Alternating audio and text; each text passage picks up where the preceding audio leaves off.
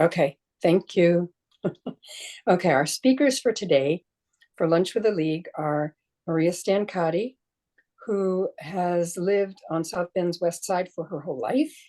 She received her BA in English Literature from St. Mary's of Orchard Lake in Detroit and an MS in Communications from Purdue, and nearly completed an MA in Special Education before her life took a sharp turn. In 2009, she was sentenced to Rockville Correctional Facility for 1 year, and then to Dismas House from August 2010 to November 2011. When she graduated from Dismas House, she joined the board and volunteered. In 2014, she became program director, and in 2018 was promoted to executive director of Dismas House. Maria Kaczmarek graduated from South Bend's Riley High School before earning a BA in Fine Arts from IU Bloomington. Maria has always worked in not-for-profit organizations, including 17 years working for several Girl Scout councils across the country. Returning to Indiana in 1992, Ms. Kaczmarek turned her attention from cookies to prisons. She served as the executive director of Dismas House for 22 years, retired for a short time, and then returned to work as a community involvement assistant for the South Bend Reentry Center. She facilitates the men's groups in the program, encouraging engagement in the arts through the Civic Theater, South Bend Symphony, Broadway League, Notre Dame, and other opportunities, along with service and work in the community. So I am not going to speak anymore. I'm just going to introduce our speakers and let them begin. Okay, Maria Stancati, I think you're beginning. Is that correct? No, just Merrick's going to start. Okay, got it wrong. Okay. Right off the bat. Okay, don't worry about it. We can handle this. Okay. I am Maria Kaczmarek, and I work at the South Bend Community Reentry Center. I don't know if any of you know where it's located. It's north off of Nims Parkway, and it is actually part of the Department of Corrections. It's often referred to as a work release program, but it does so much more than just getting a job. And under the leadership of Warden Charles Bowman, he really has vision. He really has taken so many things, reached out to the community. He's built tons of partnerships with his staff and everybody else. But basically, we serve about 190 men is our capacity. And they just don't come there and are placed there. They actually have to earn their way there through good behavior and attitude. So they may come in the last 36 months of their incarceration. And we try to assist them in reentry. Now, I want you to think about this. Some of these men haven't had their own underwear to wear. They have it comes out of a big wash machine, and they have to grab the sizes. It's really strange. They don't wear street clothes, and all of a sudden, they're tossed into this environment that is so much calmer that they almost days. It's one of the things that I do is and Maria, could you get up closer to the screen? I think your voice is going in and out. Okay, am I better? Yes. Okay. We start with street clothes. The first 30 days they are there, we're vetting them. We're trying to see if they can work in harmony with other people. If they're it's just that vetting process before we to the community. And after the first 30 days, they can start to do volunteer work. And that's things like we do community gardens. We work heavily with them. In fact, their geodome that they recently built, our men built it. It said it would take 6 days. It took them 2. The partnerships in the community are wonderful. We deal a lot with Granger Community Church, St. Pius Church. We have people who work at the zoo or DNR. We just do a lot of community work. Recently, the guys who have been going to Unity Gardens, we also have been cutting hair for kids in the community. We have some barbers in there. So in other words, we try to teach them how to give back to the community. Many of them we don't take sex offenders. It's the only charge, but we have people who have committed murder. And they're not the same sentence. They're not the same people. They're grown men. A lot of them have gotten an education system, and you can really tell the difference when they have pursued an education. That is like through Holy Cross College in Notre Dame. And the classes are taught on site in the prisons. I think one of the things I notice most about the men is that they all grew up almost without fathers. Probably 96% not have a strong male role model. And many of those who did have, knew their fathers also served time. So it's just a recycling of families in the prison system. I will say that they have his hearts. Once they work, we do different donations to different organizations. We recently helped St. Vincent's with food. They donated over $1,000 to attend the South Bend Symphony and had a pizza party. They're generous. They really do want to make up. We do have family events where their children can come, and we try to give them that interaction time. They have visits and things, but imagine you see your wife haven't seen 6 months and she has maybe an hour. Sometimes we try to extend it if we have the personnel on duty and the efficient number, and there's not an overwhelming amount of people. Maria, do you know how many people are incarcerated in Indiana's prisons? Do you remember? She doesn't. Okay, I couldn't get her. No, you faded out. How many? What does Indiana have? How many people are incarcerated in our prison system? Oh, you know? No, I know that about 680 get released to St. Joe County every year. Okay, I think it's about over 40,000. I know that. Yeah.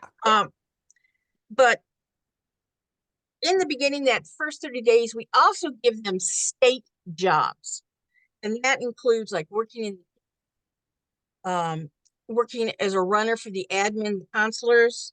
They may work the clothing closet or maintenance, but that gives us an idea how they work and how they relate to coworkers and someone telling them what to do.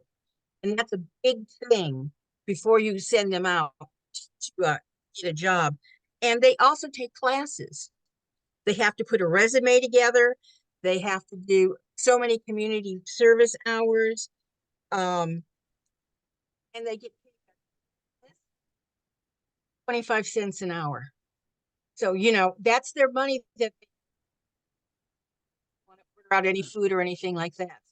They're not overpaid. We also have people who work at the zoo and other places. We're very involved with the South Bend Civic Theater. Our men's building sets there and then went on to become ushers. And we had all of a sudden they wanted to apply to be in a play. And the warden and I thought, oh, they'll never get selected, and they did. And so that's how we began a wonderful relationship with the Civic Theater. And they went on and actually wrote a play, and we performed it at the center. And CBS, the national channel, or I don't even know what to call it, but they picked it up and they ran with it, and we were featured on Sunday morning and some night things. So it's a beautiful, beautiful play. It's called Heartless, and it's about child who was born without. And I think so often, 96% don't know how to be dad. I think that's one thing that we really need to concentrate on, is teaching them to be dads. And it's important. I think I guess what I'm trying to say to you, when I take them out to dinner, I have a thing when they've reached their 90-day mark, they can do activities in the community. And I develop Taco Tuesday. It's usually I take once a month, I take all the guys who've reached 90 days or who are leaving, and we go out to dinner. And there's nothing like seeing someone start to cry at the dinner table because they're not used to being out in the public. And it's maybe 20 years since they ate out, 25 years since they ate out. So those little things mean so much to them. And even new underwear that no one else has worn can bring tears to their eyes. And, we just don't realize how, and it's truly an isolated situation in prison. That's about what I covered. Oh, we do have some programs, though. I should mention those. We do have Iron Sharpens Iron, and they come in. They're former graduates of our program, and they come in and meet with the new men. And sometimes they'll, do basketball games with them. They try to give them a feeling of really, you're here and you're lucky to be here. And we also have religious classes from some of the churches. We work with ITech on skills for working certification. We work with Purdue University.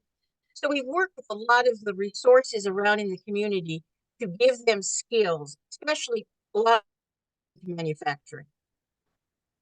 That's kind of what I have to share with you, and then you can ask questions when you get to that point. So Maria, the other Maria, you ready? Yeah. You have to, yeah, okay. Do you want to do questions for Maria or just wait? Let's both of you speak and then we'll ask questions later. Okay, hold on just a second. Let me get my PowerPoint up.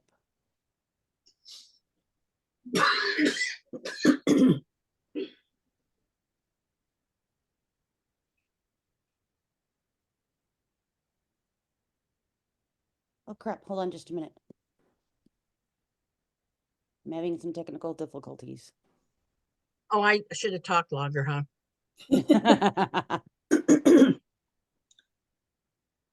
There it is. Alrighty. All right, so Dismas, South of Indiana, and we're located in the heart of downtown South Bend. Oh, I see a word missing. And we try to bring forgiveness home. This dude with the ultimate 70s outfit was Father Jack Hickey, and he was the rector at Vanderbilt University and a chaplain at the local prison in around Nashville. And he realized that college students and returning citizens shared similar life experiences and were similar chapters of their lives. So I always think of it like Pinky and the Brain. I can take over the world. So that's and then it led into the founding of Dismas House. And does anybody know without reading who Dismas was? Because I did 9 years of Catholic school and Catholic college, and I had no idea. But Dismas is named after Saint Dismas, the first saint of the Catholic Church. And he was the one who was crucified to the right of Jesus, and he asked for forgiveness, and then he absconded into heaven with Jesus, and he's known as the good thief. So what else are you gonna call a house full of felons? I'm one. So our home was founded in 1986 in South Bend, Indiana. There was a woman, her name was Carol from Notre Dame, and I can't never remember her last name, but she did a summer internship at Dismas House in Nashville, and she came back and she was like, we need to have a Dismas house here in South Bend. There's so many colleges and so many universities. We need one. So she went to the URC, and about 2 years later, Dismas happened. And then since 1986, we've been home to over 1,700 men and women and 200 live-in residents. And there are people returning from incarceration. And throughout the presentation, I'll be using returning citizens, referring to individuals returning from incarceration. That's the new people first language. So get felon, ex-con, all that out of your system and say returning citizens. And this Maria, one, excuse yes? me just a minute. If you hit the little button, the monitor button, it'll show just that picture and we'll be able to read it better. Okay. Do you know what I mean? Yeah, I'm trying. Nope, that one it. Did that work? Are you guys seeing all of them or no? No, just no, you just want to see the one. There we go. There we go. That's good. Okay. Thank you. All right. There you go. Got it. And Thanks. this chart always gives me heart palpitations. This is the organizational chart. My bosses are the Dismas House Board of Directors and the review committees. And then I'm pretty much in charge of all the rest, which it looks daunting on here, but it's really not. And then Dismas is funded through residential program fees, 115 a week or 460 a month. Grants, we get community and foundation based. We are too small for any federal grants or anything like that. Community donations, fundraising activities and events, our annual dinner and annual appeal. And we're also supported by hundreds of community volunteers every year. So like Keenan Hall has been coming to cook since we opened on Mondays since we opened in 1986. And then here we had Danny Trejo come in 2019. And there's me. And our budget is about $225,000 for a 24/7 residential facility, our house, I call it, which is astronomical for a 24/7 residential facility. 30% of our budget comes from grants and 45% comes from fundraising. 25% comes from residential services, program fees, modification fees, supervision fees, community corrections, Recovery Works, which is a state program for people returning from for returning citizens to have their fees paid as long as they're getting substance use disorder treatment. And then our staff, we have the big two full-time employees, an executive director and a program director. And then we have an outreach coordinator, programming facilitators, case managers, and night managers. Our night managers work from about 8 to 11:30 because everybody works a first shift job and they're expensive. All right. We're a non-for-profit organization that provides housing and post-release services to men and women returning to our community. And it's really, it's a family setting. And I think that's what makes us so different and why we have such a success rate. Our success rate is 86%. So 14% of the people who graduate from our program will not return to incarceration. And then we also have active volunteers that reinforce positive behavior, outreach, and growth-focused activities. And we cannot work without the support of our local volunteers, local college students, churches, community clubs. And then volunteers mostly give their time through cooking and breaking bread with our residents at a family dinner Monday through Thursday at 6:30 and through community service day and projects. It's truly special when you come to eat at Dismas House. You can't tell who's a volunteer and who is a resident. And so I think that's what makes it so special. And we typically accept individuals who committed offenses and are returning to St. Joseph County or surrounding counties in northern Indiana. So this blue part right here, that says South Bend number 8, that's our parole district. So they really like us to just take from these counties, because if they pick from a different county and something happens and they have to be removed from Dismas, then they have nowhere to place them. So if they have family or friends up here, it's a better deal. We can review applicants from other areas depending on them meeting additional criteria. And we assist returning citizens in lieu of incarceration placement reviews through community corrections or community transition program. And we assist in modification. We charge a $200 modification fee, and we go to court with the person returning from incarceration. Dismas does not review anyone with pending charges or residency without a court order from their judge. And that is because we realized we were wasting our time. So if the court orders us to, then that means they might come. If they don't order us to, it means we're interviewing 30 people in the jail and none of the judges are going to say, okay. And then ways people come to Dismas. The traditional way is when somebody's incarcerated and they are tired of the revolving door and they write us a letter. And then we send an application. Pending charges, like I just said, the judge has to ask us to review them with a court order. And we work with the lawyers and stuff. Modifications, that's where somebody has done about half their time, or they've done lots of programs and they're ready to come. They're ready to get home. And then, like I said, we work with the attorney, and we charge a $200 modification fee. And then people who are released from incarceration, we can accept people when they are released within the calendar year. And then that is when usually their PO, their probation officer, or them themselves say, this isn't working. I need help. You know what I mean? Like, my parents are smoking pot. My friends are coming over and doing this, and I can't do this. So qualifying factors, people are in a county IDOC facility or county jail. And then we do prioritize residents who have felony charges, but we do have some people who've gotten misdemeanors. We do not accept anyone with any sexual offenses. And I mean, ever. A couple of years ago, we had some dude who had a sex offense charge in 1973, and we're still like, nope.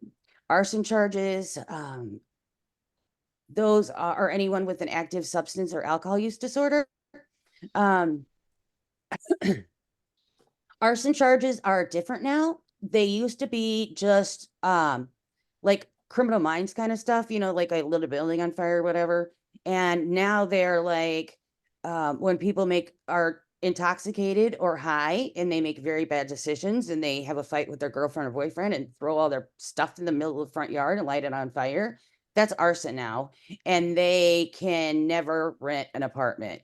They'd have to go through a slumlord. And then we ask, when people are off the street, we ask that they have at least 30-day sobriety before they apply to our program.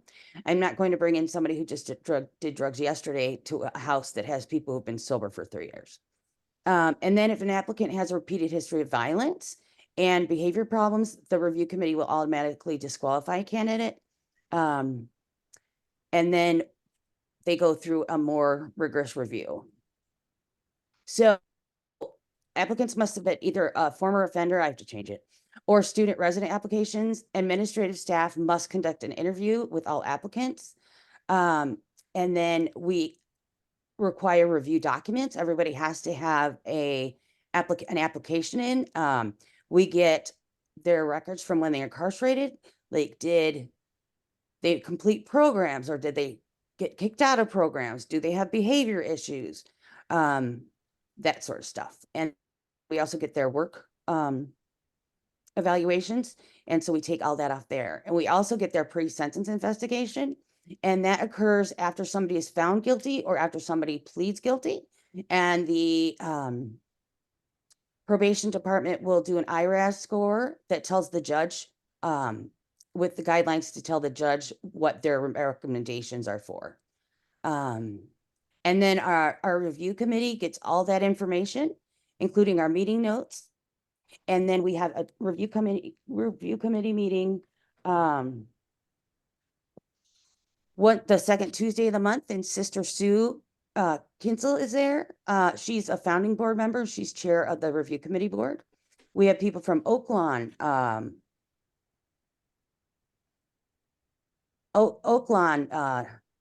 Dukem Center, Life Treatment, CPS, prior residents, and just people who are returning home from incarceration. They're not just residents. So we have about 10 people on that committee. So we make a decision with them. And a person must stay at Dismas for at least 90 days, but can stay only a maximum of 2 years. Their first 30 days after returning from incarceration is crucial for recidivism. So studies show that if somebody has a place to sleep at night, a steady place to sleep at night, somebody gets steady food, they have substance use disorder treatment, and they have a job, the rates for them not returning to prison are sky high. And that's exactly what Dismas does. It gives them all that. So they have a better chance to begin with being here. All residents must have a first shift job or be enrolled in school.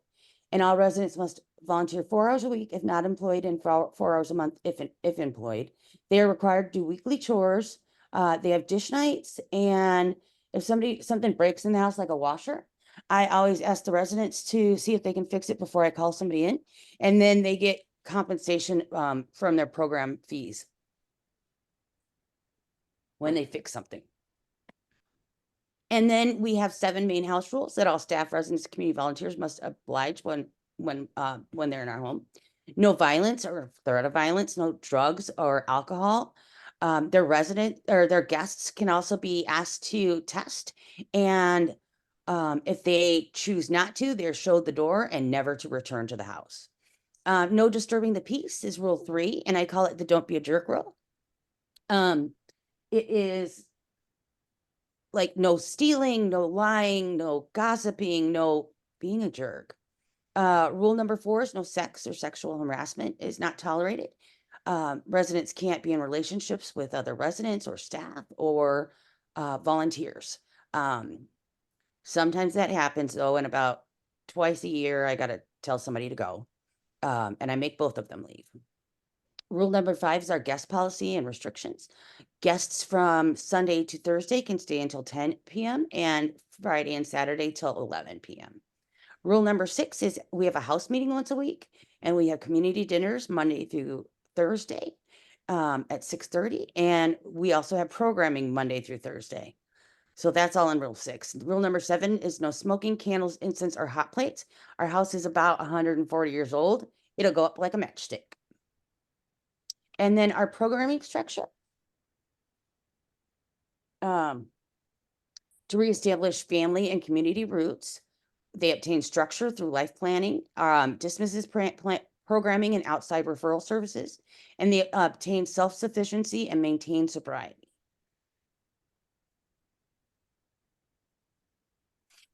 And then we offer reasonable program fees for returning citizens, $115 a week or $460 a month, and we accept the Recovery Works program that I've already talked about. And including with their program fees is everything: room and board, amenities, our programming, free laundry, Wi-Fi, computer lab access, and an open kitchen. So what's different about us than any other place in town is that when you're hungry at 2 o'clock in the morning, you can get up, go down the kitchen, and make yourself something to eat. A lot of places you cannot do that. And that's just us being a home and a house again. It's their home. So we need to act like it. We also provide residents with basic necessities, all toiletries, bedding, shampoo. We don't take trial-sized toiletries, because we don't use them. I don't use them unless I went somewhere cool and they're really nice. But even now, they're not, they have built-in stuff. So, but we also provide them with, we help with clothing assistant services. And we also can help file Social Security, disability, divorces. Everybody has to have health insurance, state ID, reinstated driver's license, Social Security card, and other legal government matters. We do not pay any court fees for anyone. So to file is, I think, $165. So they'd have to pay that. Oh,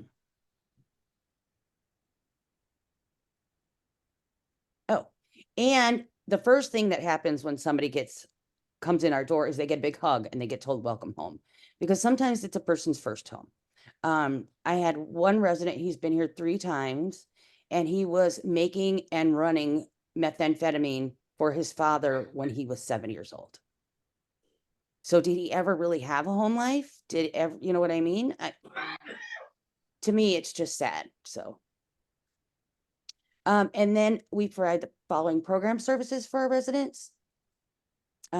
Individualized residential case management, employment and educational services, life skill workshops and financial stability services, group-based programming services, which are men and women's groups separately, mental wellness and health, substance use disorder services. Everybody has to go to AANA and get a sponsor. And then community-based services when we volunteer. I'll give you a couple seconds. And then our organizational and staff credentials, there's lots of these guys. A member of the Indiana Association of Recovery Residences.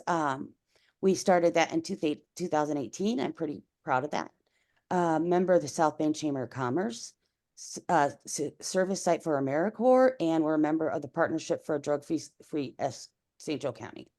And then there's all those on the other side. And here is more community affiliations. Ducombe Center, we have dual supervision for residents that are in both programs. Purdue Extension Health and Wellness comes and does a nutrition class once a year. Leadership, I'm class of 43. Notre Dame Law School, Keenan Hall, United Way. And then we host a variety of student interns and groups from various educational institutions. Some influential partnerships have been highlighted to the right. And like I said, we also host a variety of groups from community businesses, organizations, churches, and other individual members to come and cook and eat and dine with us. And James Madison University is coming on Sunday, and they are in Virginia, and they do their alternative spring break program here, and they've done that for about 12 years, I think. So that's going to be an exciting time. And here's some pictures.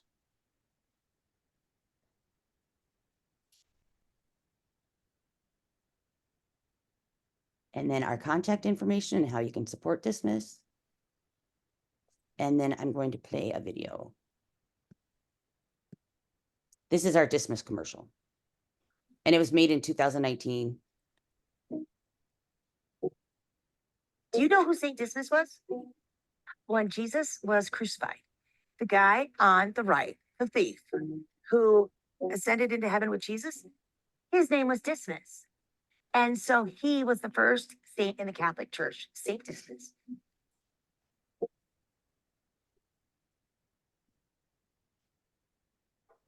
Life was great prior to my alcoholism. My MO was that I got behind the wheel after I'd been drinking. And 5 DUIs later, I was facing prison time. First day I walked in, Maria Stancati gave me a big hug, said, "Welcome home." I treat them like they're my family. Don't forget, I was a resident. I was a resident here for 14 months. Everybody deserves a second chance.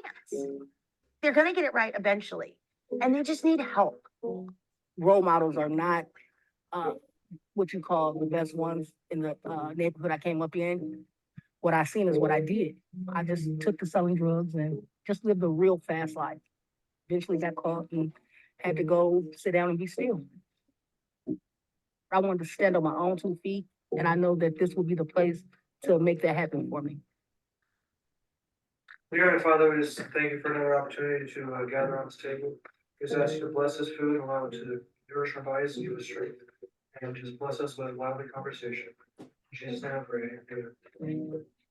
Eating dinner at Dismas House is an experience you'll never forget.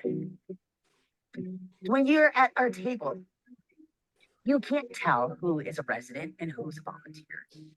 You can't. And that's what makes healing happen. Nobody judges you at our table. I was lucky. I had a family. There are some people that come here, they didn't have family to begin with. They certainly didn't have anything to get out. You have to maintain a job. You have a curfew. You have to do chores. So it's just like really living in your own house and just getting yourself back acclimated to living in your home. If you really want to make a change, they give you all the freedom in the world to make that happen. I grew up here and I never knew this was existed. So everybody needs to know about it. Everybody needs to feel that love that you get when you walk in those doors. To meet people you never would cross paths with any other time. Everybody believes in the power of redemption, and you just have to want it. And so our folks do. So how can you turn your back on that?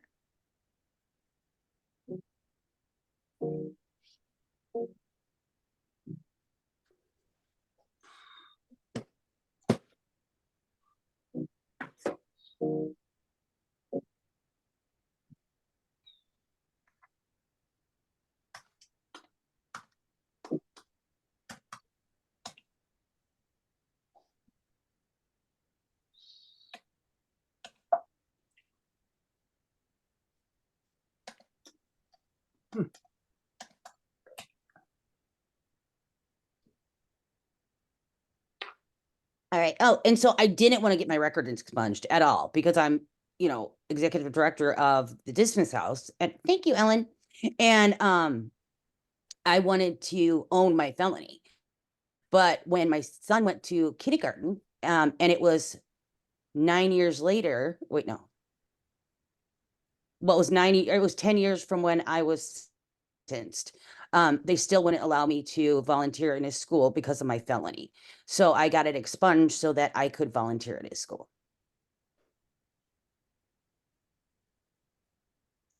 That's all I got. Okay, well, so thank you so much to both of you. And I want to go now to any questions we have in the chat. And, see if there are any that, well, I don't see any. Are there, would anybody like to unmute themselves and ask a question or make a comment? One person said that it was a very nice video. Nimby, I see your hand. Yes, I'm just oops, wait, I forgot, I've got music on, sorry. Alexa, parada. Sorry about that. Maria Kaczmarek, it's so good to see you. To you.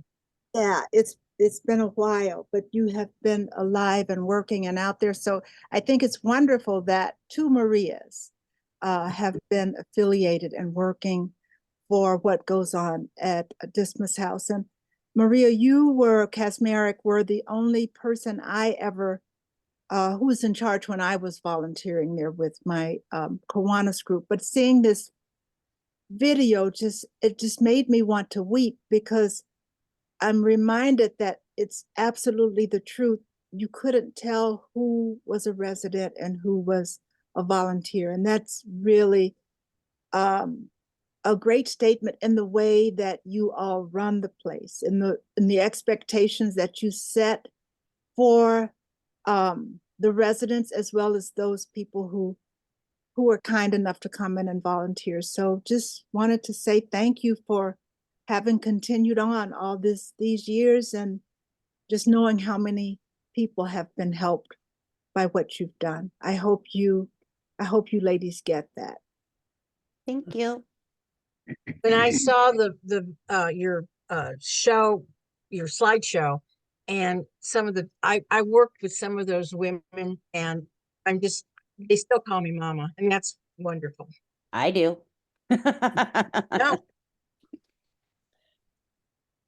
I'd like to ask a question that is a little kind of league oriented. And you didn't mention ever getting people to register to vote. And I was wondering if that was part of your program, if you ever I do that, Yeah, or if you yeah, would I- like the league to help out. in Oh, any the way. league can always help out, but I'm all about voting. So, we talk about that a couple times a year, and I'm like, y'all know you can vote, right? And they're like, no, we can't. I'm like, yeah, you Mhm, I know. can. So I try to get people to register to vote, but we would like the league's help. That'd be nice. Okay, because we are looking to get involved with formerly incarcerated or people who are maybe waiting in jail, who are not strictly speaking incarcerated, they haven't been convicted of anything. right. They can Mhm. vote. Mhm. Yes, But I would probably to best serve the men at the reentry center, because they still are incarcerated, is to have a flyer or something to let them know that can be given to them when they're leaving. And probably putting some things out in the patient offices would be good. okay, Maria, you kind of went fading in and out on that, to me anyway. I think If you could repeat that. because our men at the reentry center are still incarcerated. So Mhm. the best way to reach them would be to have sure available to them when they are leaving the facility to go home. Most of them are from northern Indiana or abouts, and you could put something in the parole offices and in the probation offices where they have to report, and even at Dukem Center, because they've finished at the local community correction. Okay, Kathy Platt, are you taking that down? Thank you. Yes, Ellen.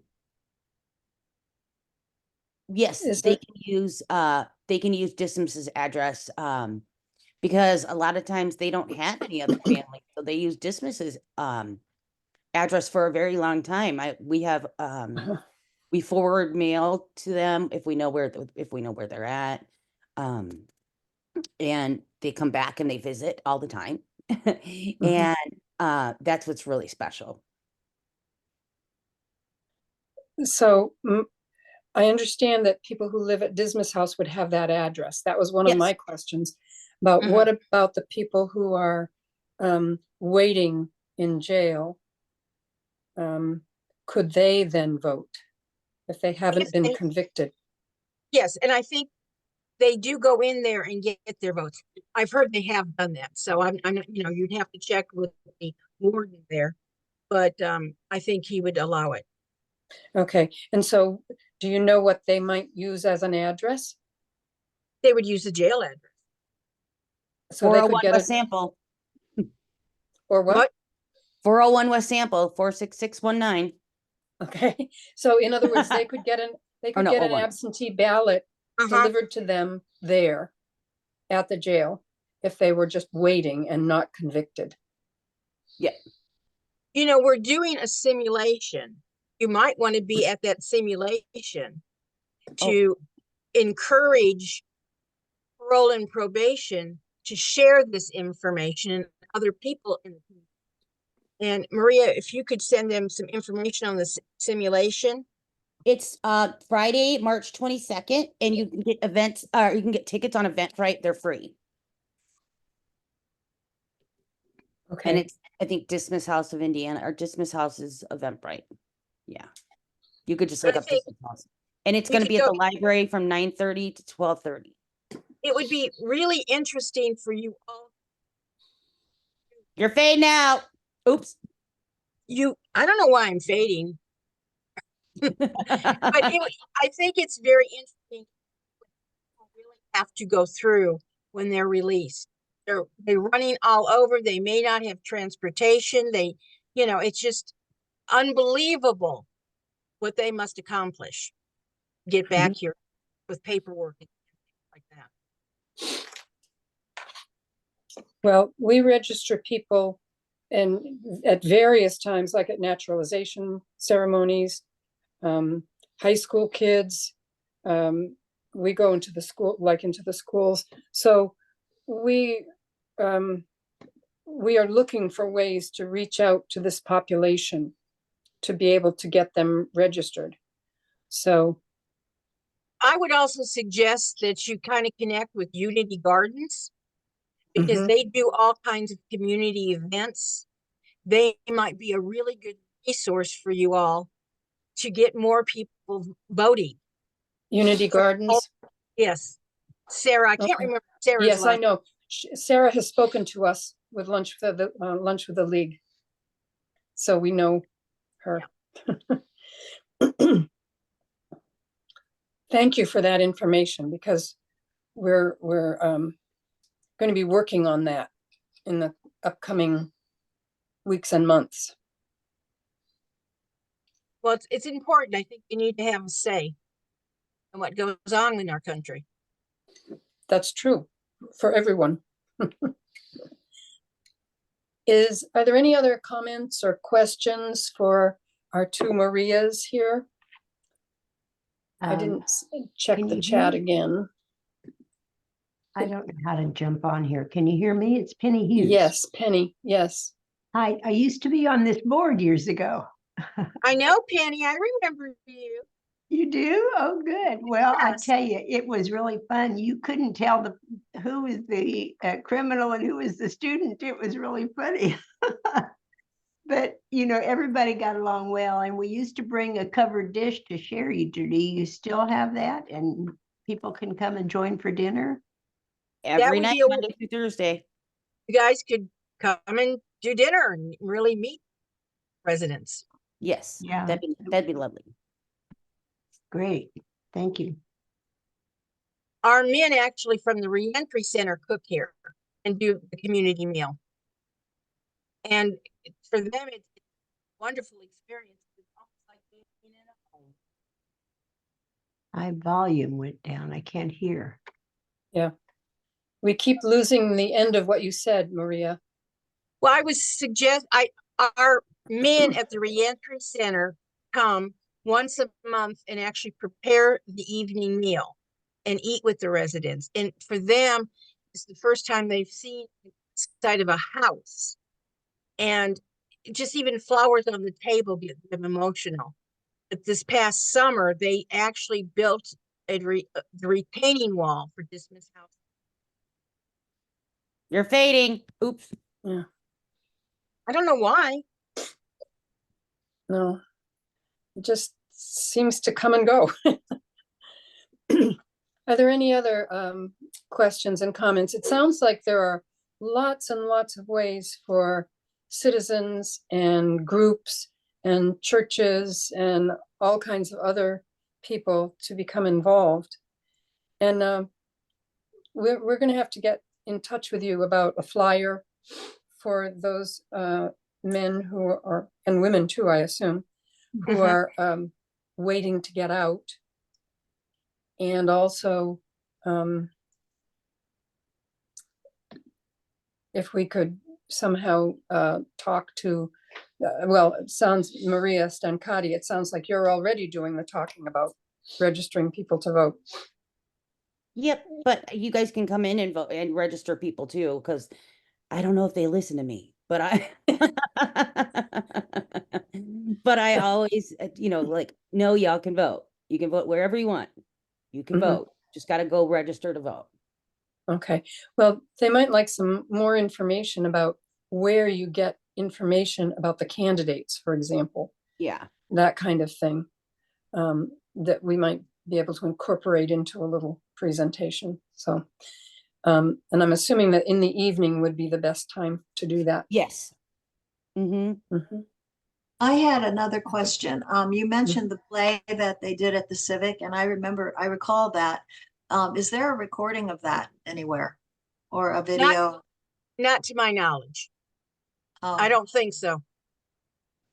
Well, that's too bad. But I'll ask, but I don't think it was. Is there any way to resurrect the play and do it again?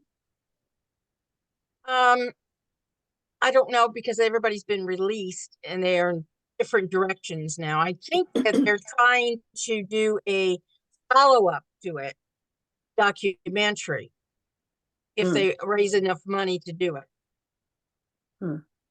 Okay.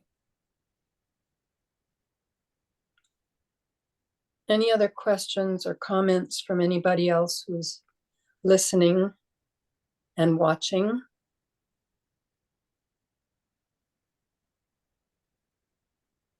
NIMBY has.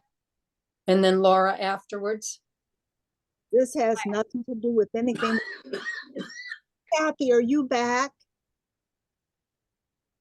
Kathy, okay. Okay, Laura. Yes, I just want to say thank you so much. It's been so inspiring to learn about your work. Thank you for taking the time. I have learned about Dismas House a little bit over the years.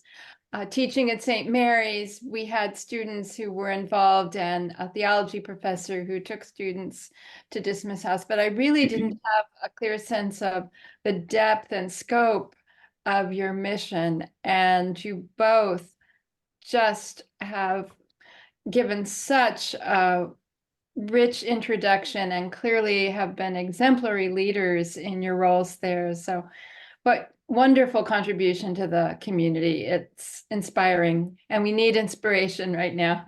Thank you so much. Thank you And very thank you much. for having, thank you for inviting us to speak too. You're welcome. I seem to have a lot of questions, but I was wondering what happens. You can't serve all the people who are getting out of prison or out of jail. What happens to the other people who don't come to you? Do they ever stay out of jail for a while and then come to you, or do you never see them, or what do you know about them? Well, And what are the proportions of people who are served by your services and who aren't? Are there other services out there working for them? we only serve about 30 to 35 people a year. Right now, everybody in the house says rent is too high everywhere and they're staying the entire 2 years. Yeah. So, A lot of them people will go to the shelters, Hope Rescue, the Hope and Center for the Homeless and some other things. But as far as sex offenders, they have no. nope. They That's can go to life something. treatment. Hmm?